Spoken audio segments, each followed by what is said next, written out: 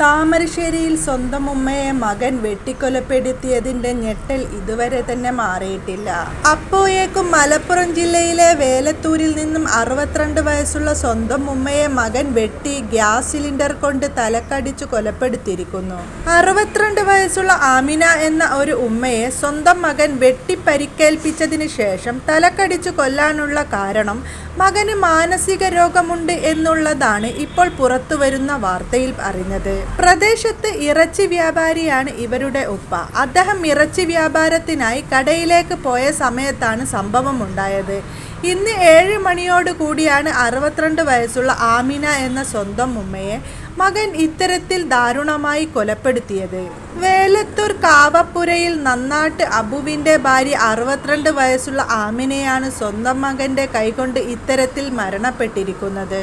ബഹളം കേട്ട് അയൽവാസികൾ ഓടിക്കൂടിയതോടുകൂടി മകൻ പുറത്തിറങ്ങുകയും അതിനുശേഷം വീണ്ടും അകത്ത് കയറിയാണ് ഗ്യാസ് സിലിണ്ടർ എടുത്ത് സ്വന്തം ഉമ്മയുടെ തലക്കടിച്ചത്. അപ്പോൾ തന്നെ ഉമ്മയുടെ തല പിളർന്ന് തലച്ചോറ് പുറത്തു വന്നു എന്നാണ് കണ്ടുനിന്നവർ പറഞ്ഞത്. മാനസിക രോഗിയായ മകൻ ഉമ്മയെ ആദ്യം വെട്ടിയതിനു ശേഷം പരിസരവാസികളെല്ലാം ഓടിക്കൂടി രക്തത്തിൽ കുളിച്ചു കിടക്കുന്ന ആമിനത്താത്തയാണ് എല്ലാവരും കണ്ടത്. അതിനുശേഷം വണ്ടി എടുക്കാൻ വേണ്ടി പുറത്തിറങ്ങിയ തക്കത്തിലാണ് മകൻ വീണ്ടും അകത്തേക്ക് കയറി ഉമ്മയെ തലക്കടിച്ചത്. ഇത്തരത്തിലാണ് നമ്മൾ കേട്ടുകൊണ്ടിരിക്കുന്ന വാർത്തകൾ. ഒരു മാസത്തിന് മുമ്പാണ് താമരശ്ശേരിയിൽ നിന്നും ഇത്തരമൊരു വാർത്ത നമ്മൾ അറിഞ്ഞത്.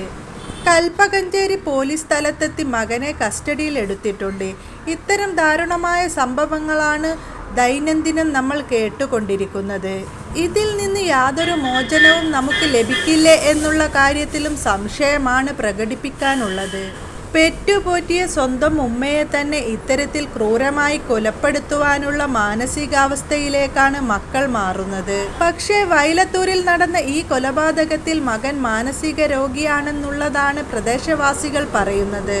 ഉമ്മയെ ഇത്തരത്തിൽ കൊലപ്പെടുത്തുവാനുള്ള പ്രധാന കാരണം എന്താണെന്നുള്ള കാര്യം ഇതുവരെ പുറത്തു വന്നിട്ടില്ല. ഇവിടെ പ്രദേശത്തുള്ള ഇറച്ചി വ്യാപാരിയാണ് അബു എന്ന് പറയുന്ന ഇയാളുടെ ഉപ്പ. അബുവിനും ആമിനക്കും 3 കുട്ടികളാണുള്ളത്. 2 പെൺകുട്ടികളും ഈ ഒരു മകനും മാത്രമേ ഉള്ളൂ. ഈ മകനാണെങ്കിൽ മാനസിക അസ്വസ്ഥതയുമുണ്ട്. ഉപ്പയും മകനും കൂടി രാവിലെ തന്നെ ഇറച്ചി വെട്ടാനായി പോയി. തിരികെ വീട്ടിലേക്ക് വന്ന് ചായ കുടിച്ചതിന് ശേഷം അബു വീണ്ടും കടയിലേക്ക് പോയി. അതിനു പിന്നാലെ ഉമ്മയും മകനും തമ്മിൽ വാക്കുതർക്കമുണ്ടാകുകയും വെട്ടുകത്തി പോലെയുള്ള മാരകായുധം ഉപയോഗിച്ച് ഉമ്മയെ വെട്ടിവീഴ്ത്തുകയും ഉമ്മയുടെ ആർത്തനാദവും ബഹളവുമൊക്കെ കേട്ട് അയൽവാസികൾ ഓടിയെത്തി. ആ സമയത്ത് അവിടെ കണ്ട കാഴ്ച കരളലിയിപ്പിക്കുന്നതാണ്. രക്തത്തിൽ കുളിച്ചു കിടക്കുന്ന ആമിനത്താത്തയെയാണ് അവർ കാണുന്നത്.